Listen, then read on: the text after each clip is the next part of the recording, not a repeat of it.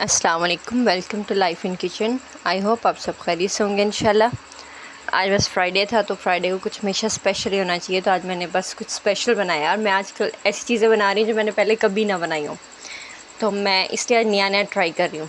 अपनी अम्मी वाला काम कर रही हूँ। अम्मी मेरी हमेशा नई नई चीज़ें ट्राई किया करती थी, उसमें से तभी हमें आधी चीज़ें पसंद नहीं आती थी और आधी चीज़ें हम खाते थे और आधी चीज़ें हम खाते नहीं थे। तो मैं आज बस मुझे वही है क्रेज़ कि मैं ना कुछ नया ट्राई करूँ। जैसे मैंने पहले अरवा की फली बनाई जो मैं पहले नहीं बनाई थी, आज मैंने चाइनीज़ बनाई। इस तरह से चाइनीज़ मतलब मुझे ना चावल बॉईल करना मुझे शुरू से एक मसला लगता था कि बॉयल्ड चावल के साथ कुछ भी बनाना ना मेरे चावल टूट जाता था। अब मुझे पक्की बासमती का कुछ भी नहीं पसंद। लोग पक्की बासमती बिरयानी बनाते हैं ना कि चावल टूटता नहीं है, लेकिन मेरा वो खाने का दिल ही नहीं करता पक्की बासमती को। मुझे लगता है जैसे वो भारी हो जाएगा पेट में जाके, मुझे हज़म नहीं होगा सही से। वो इतना मोटा सख्त चावल होता है, मुझे उसकी बिरयानी या मीठा चावल ज़र्दा इस तरह से मुझे बिल्कुल नहीं पसंद पक्की बासमती का। तो अब हमेशा मैंने फिर कच्ची बासमती इसी तरह ट्राई करना, तो कच्ची बासमती ने टूट जाना। तो मैंने अपना बिरयानी हो गया, ये फ्राइड राइस हो गया, तो मैंने ये बनाना कोशिश ही करना बंद कर दी थी। एक दो दफ़ा मैंने बिरयानी बनाने का ट्राई किया, लेकिन वो तो मुझसे बहुत बुरी तरह चावल टूट गया, तो मैंने दोबारा कभी कोशिश ही नहीं की बनाने की फिर।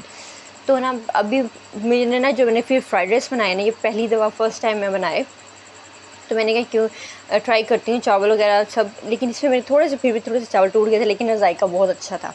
जैसे ना पहले ऐसे हुआ था ना, मैंने बिरयानी बनाई थी, दावत की थी, तो चावल नाप में मुझसे भी गलती हुई, चावल ज़्यादा हो गया, मसाला कम हो गया, तो वो फिर अच्छी नहीं बनी। वो जो मेरा एक था ना ट्रॉमा, वो वाकई सच ब सच प्रूव हो गया कि मुझसे नहीं सही बन सकती बिरयानी, और मुझसे ख़राब हो गई। और आज जब मैं बना रही थी ना, मैं इतना कंफ्यूज थी, इतनी टेंस थी, जबकि कोई गेस्ट भी नहीं थे, कुछ नहीं थे, मेरे हस्बैंड नहीं थे, मेरे फिर भी था कि मैंने अब पहली दफ़ा बनाई है, ख़राब ना हो या चीज़ें ख़राब ना हो, टेस्ट अच्छा होना चाहिए इसका।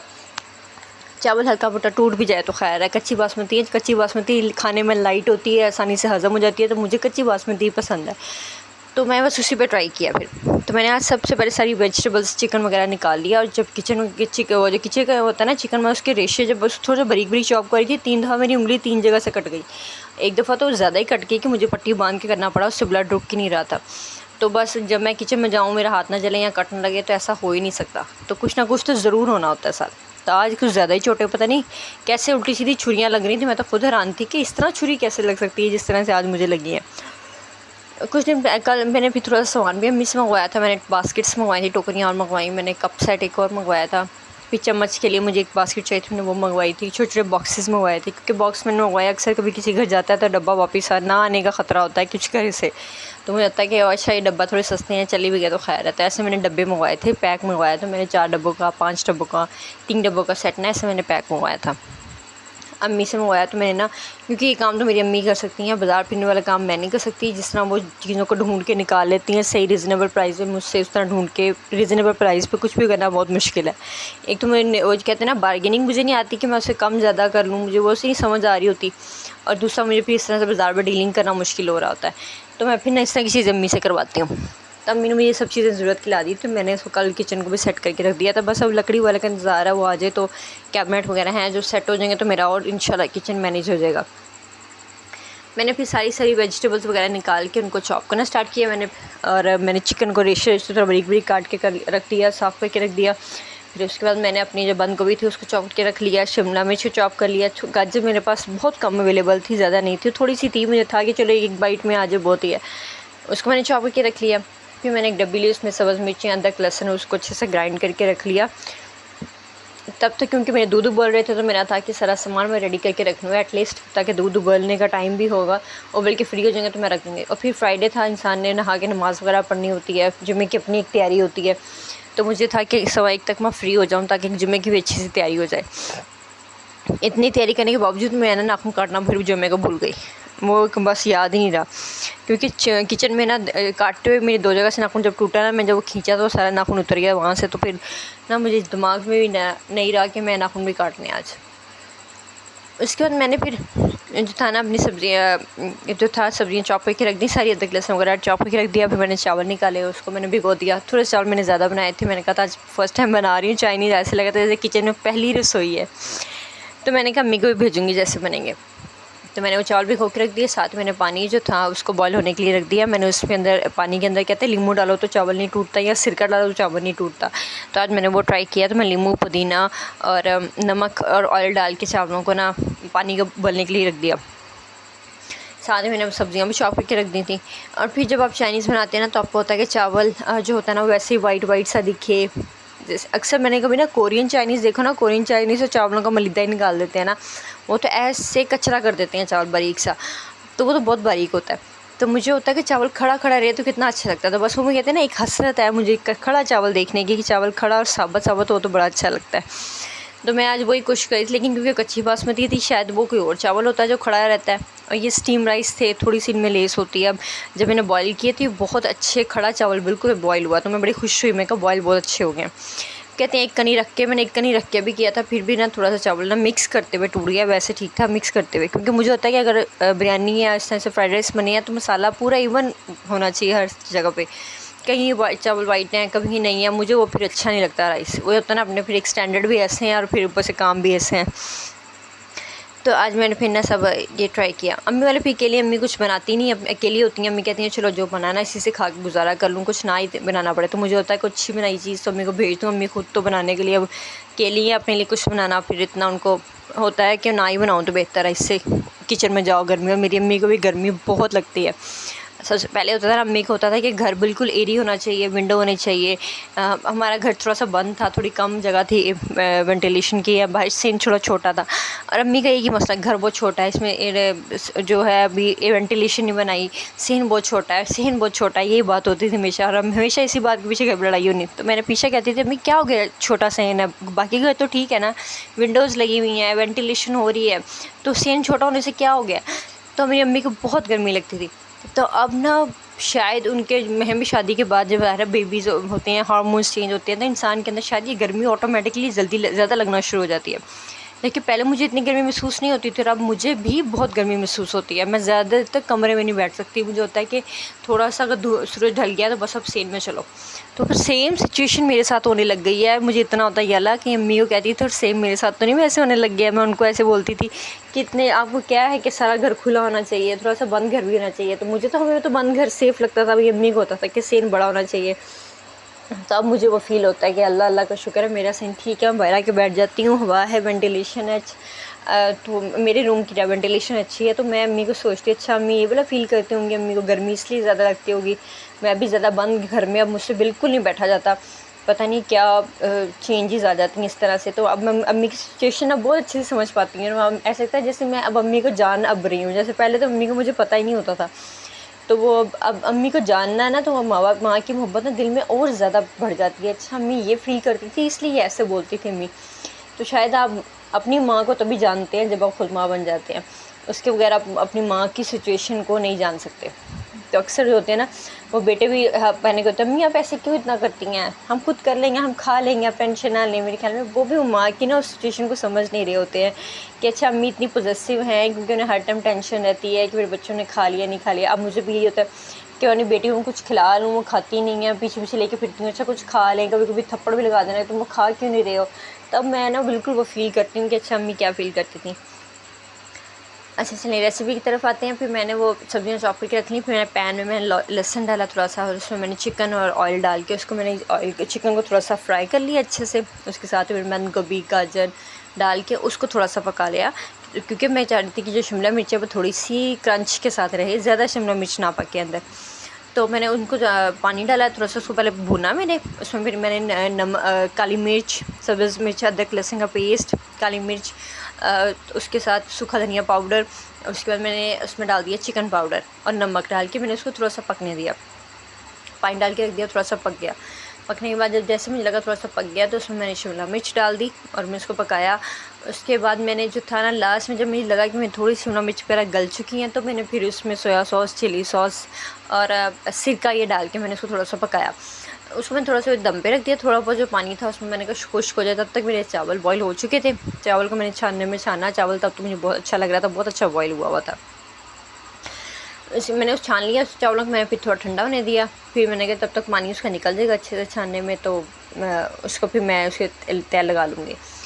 उसके साथ मैंने अपना सलाद वगैरह भी बना लिया। बेटी मेरी फिर अपनी नानों की तरफ गई हुई थी, तो आज दूसरी बेटी का मुझे जब दोनों होती है ना तो मुझे लगता है कि मेरी बड़ी बेटी तंग करती है, चलो उसको भेज दूँगी तो छोटी बेटी के आराम से हैंडल कर लूँगी। जब मेरी बड़ी बेटी चल जाती है तो मुझे फिर छोटी बेटी इतना तंग करती है, मुझे लगता है कि नहीं बड़ी तो तंग नहीं करती थी, ये तंग करती है। तो ऐसी सिचुएशन हो जाती है। असल में होता ही वगैरह वो दोनों का दिल लगा रहता है, आपस में लगी रहती होंगी। अब जब छोटी को बड़ी बहन सिस्टर नहीं दिखती है तो वो फिर ज़्यादा पैनिक होती है। तो बस इस तरह से होता है। मैंने आज ये फील किया शायद वो इस तरह से इसलिए ज़्यादा तंग करती है, क्योंकि इतनी गर्मी होती है, बच्चों को गर्मी नहीं लगती, उनको ये होता है कि बस हम भाग के बाहर चले जाएं। मुझे लगता है बच्चों की और बूढ़ों की एक ही जैसी सिचुएशन होती है, दोनों को अंदर बैठना पसंद नहीं होता। उनको होता है कि खुले मौसम में जाके बैठा जाए।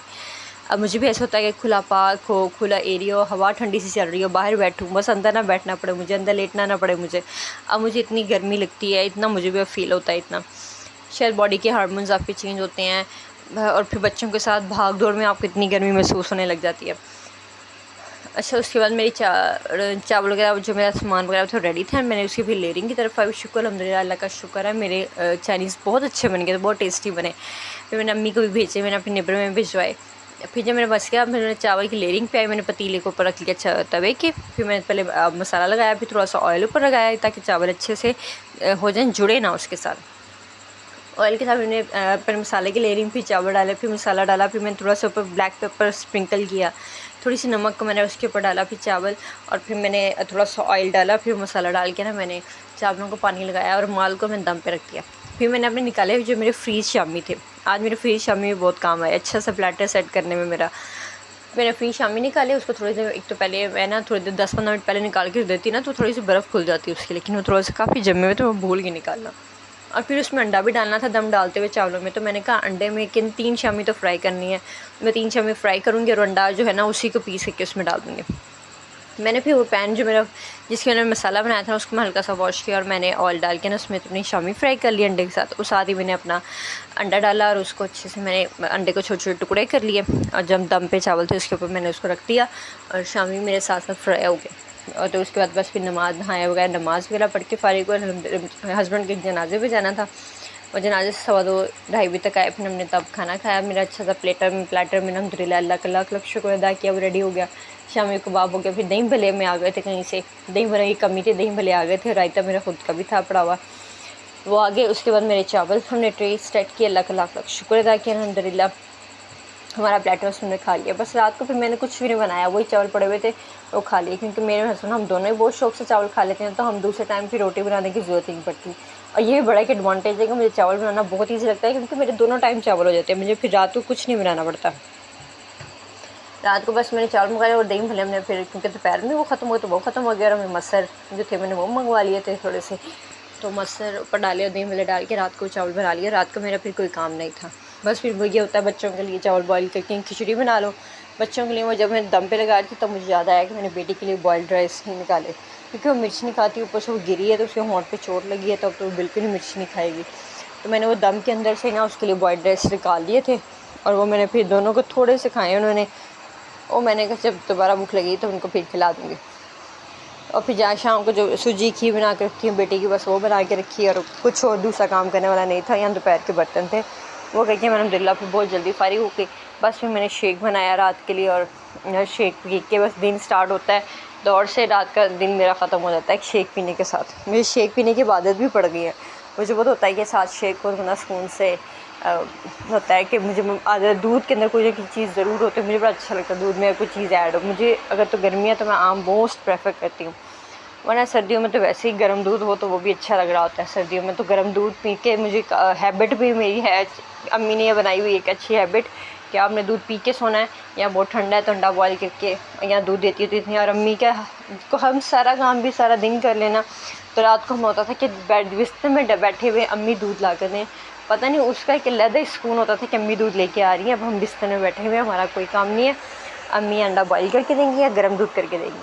और इसकी इतनी अच्छी आदत बनी हुई थी ना, ये मैं टाइम अभी भी मिस करती हूँ कि हम बैठे और अम्मी दूध गर्म करके ले आए। एक ये वाली एक ऐसी आदत है, बाकी तो बहुत सारी ज़ाहिर है माँ के साथ रहने वाली तो हर आदत ही बहुत अच्छी होती है, लेकिन ये वाली एक ऐसी आदत है जो मैं अभी भी मिस करती हूँ। पता नहीं इतनी हमें आदत पड़ गई थी कि हम वेट कर रहे थे कि अम्मी कहाँ रह गई हैं, अभी तक दूध लेके नहीं आई हैं। तो बस वो शुरू से एक दूध की आदत बनी हुई थी पीने की, पर अब भी है। और मेरे ख्याल में मदर को तो दूध ज़रूर पीना चाहिए, क्योंकि आपकी आजकल जो ज़रा मसला ही जोड़ों का और हड्डियों का आ रहा है, जब हम जवानी में अपनी हिफाजत खुद नहीं करेंगे तो फिर बुढ़ापा में बच्चों से क्या एक्सपेक्ट करेंगे वो हमारी हिफाजत करें, क्योंकि हमने अपने स्टैंडर्ड खुद ही सेट करने होते हैं कि हम ये खाते हैं ये पीते हैं, तो वो आदत सारी ज़िंदगी वो कंटिन्यू रहती है। मेरी अम्मी नहीं खाती पीती थी बहुत ज़्यादा, वो नहीं खाती थी। हमने बहुत करना कि अच्छा अम्मी हमें दूध ला के दिया, आपका दूध का अम्मी का ये होता था चलो मैं थोड़ा पी लूँगी, आप लोग पी लो। तो उनका हमेशा से यही रहा। तो मदर शुरू से वो एक सेक्रीफाइस करती ही आती है। तो अब मेरे कुछ सोचती नहीं है, शायद इसलिए उसको मदर कहते हैं, कि इसलिए उसको माँ कहते हैं कि उसको सेक्रीफाइस ही करने का पता है, उसको अपने लिए कुछ करने का नहीं पता होता। तो बस माँ के बारे में तो आप जितनी मर्ज़ी बुक लिख लें, मेरे ख्याल में सारी कम है। बस अल्लाह ताला सबकी माँओं को सलामत रखे, सर पे सबकी माँओं के लिए, माँ बाप के लिए बहुत सुकून रखे, और औलाद को भी इतनी हदायत दे कि माँ बाप की अपनी इतनी केयर कर सकें, उनको ज़िम्मेदारी से उनको संभाल सकें। उनको पता हो कि माँ बाप को संभालना कितनी बड़ी ब्लेसिंग है, ना क्योंकि ये पढ़ा रहे के ख़र्चे पैसे मैनेज करें। माँ कहते हैं ना, माँ बाप तो 5-6 बच्चों को पाल लेते हैं, 5-6 बच्चे एक माँ बाप को नहीं पाल सकते। तो ये आजकल इस तरह से सिनेरियो जनरेट है। इसलिए अपना ख्याल रखिएगा, चैनल को लाइक और सब्सक्राइब ज़रूर कीजिएगा। मेरी बस दुआ अल्लाह तरफ सबको कामयाब करे जो घर बैठे अर्न करने की कोशिश कर रहे हैं। अपना ख्याल रखिएगा। अल्लाह हाफ़िज़।